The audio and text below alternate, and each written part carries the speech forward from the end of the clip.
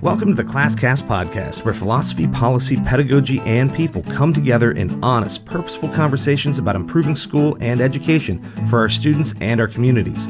I'm your host, Ryan Tibbens, an award-winning English teacher, speaker, tutor, and podcast host in Northern Virginia. You can listen and subscribe to the ClassCast podcast on all major streaming services, on YouTube, and at classcastpodcast.com. Ladies and gentlemen, class is in session.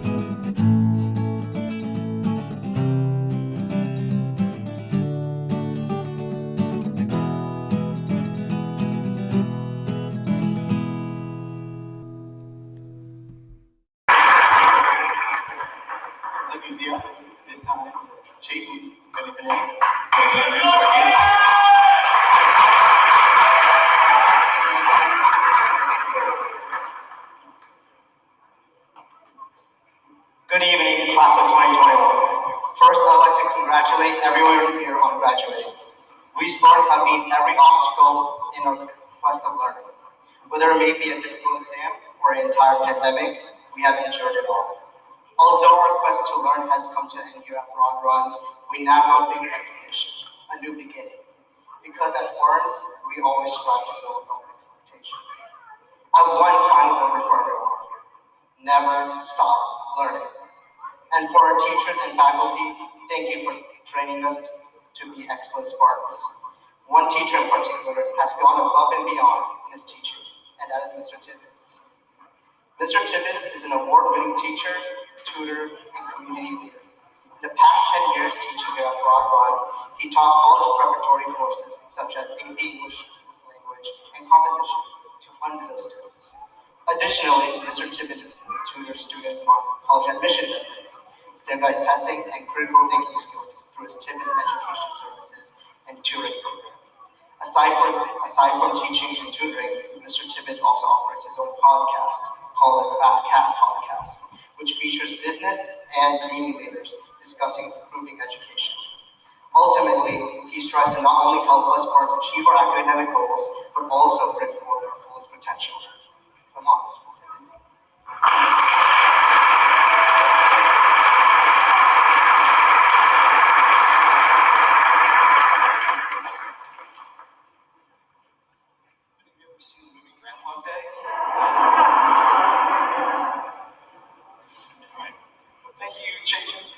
Congratulations on your success. Thank you, Mr. Spage, Mr. Barber, Mrs. Novick, Mr. Rosbola, esteemed guests, faculty members, parents and families, and of course, members of the Broad Run High School class of 2021. When Mr. Spage and Mr. Rosbola began telling the senior classes that I was going to be the speaker at graduation, I started getting a lot of drop-ins of guests in my classroom, and they all said basically the same thing. It better be good and short. And I told them all that I can make it good or I can make it short, but I probably can't do both. So I prepared 47 minutes of gold. But we're doing it 4 times tonight, so you get the short version. You're welcome. So, in many modern societies, high school graduation has become a rite of passage. It's an entrance into adulthood that is really important symbolically, even in addition to celebrating the learning that you've done.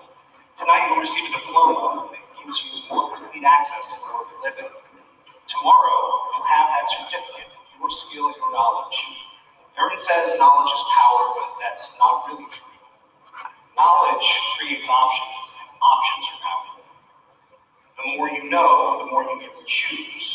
And your ability to make choices, your free will, that is your power in this world. So congratulations, because you have now convinced the world that your free will is valid.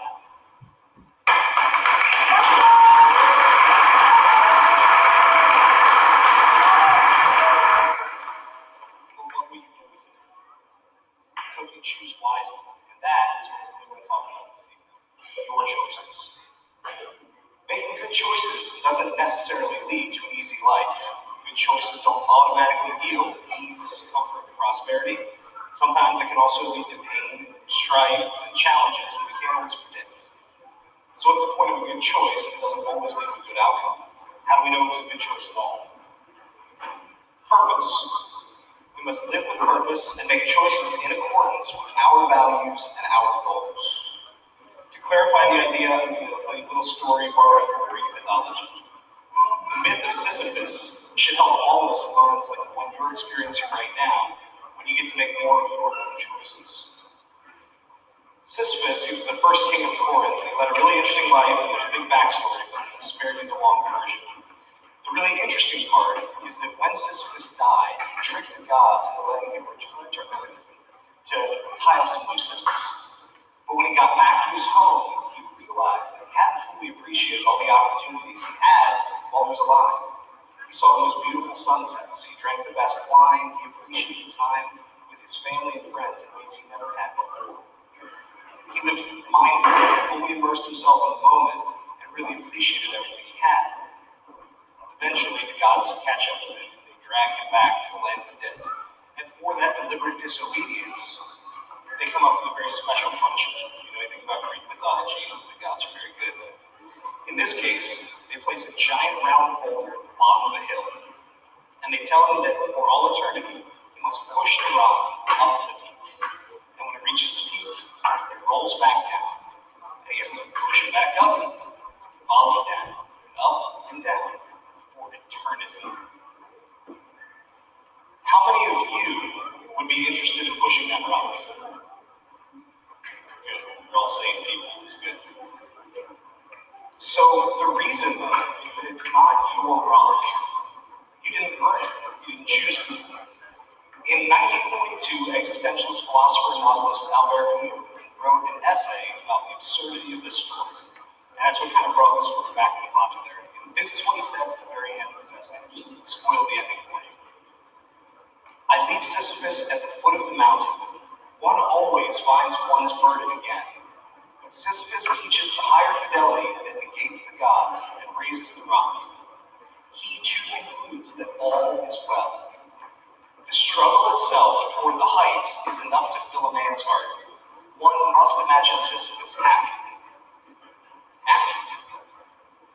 He's asking a lot, right? You gotta push this rock to eternity. But as I said before, good choices are ones we make with clarity and purpose. If Sisyphus really wanted to smell the gods, or if he really wanted to appreciate more time with the people he cared most about, then he must also be willing to accept the punishment to surely follow. Every time his hand touches that rock, that burden, he should be reminded of the good choices he made to earn it. I can simplify this. I hate doing the dishes. My wife will attest. And every time I look at a sink full of dirty dishes and I think about avoiding it, I remind myself that this is a burden that I've taken on purpose. And I bought the dishes, I bought the food. I was lucky enough to feed my family, the people I care most about in the world. And so when I look back at the dishes, I'm happy to push that rock. Sometimes I like mowing my lawn. It's nice to get outside. Do I really want to do this for 2 hours every Sunday afternoon for all the nice weeks of the year?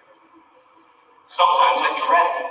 And what I have to do is remind myself that I purchased that house in part because it had a nice yard. I think about my kids laughing and running around through the grass.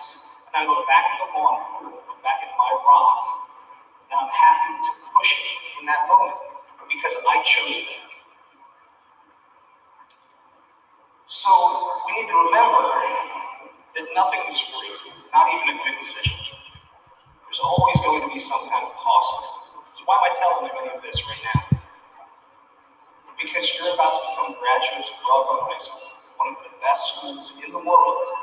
And when you wake up tomorrow, you will begin making your own decisions as an adult. I hope you make good choices. Don't look for easy ways. Don't avoid challenges or risks or struggles. Make choices for the purpose. Do what's right for you and the people you care most about. And by doing that, you will find that you will gladly push all the rocks that life gives you. If Sisyphus can smile, surely we can too. So, class of 2021, it has been my pleasure to know you, to teach you, and to leave you with these parting words. I hope that the universe treats you well, that you surround yourself with good and loving people, and that you happily push all your rocks and handle all your responsibilities and burdens because you made the right choices along the way to earn them. wish you much luck and love. And the most important rule, which my students know well, don't be a jerk. Thank you.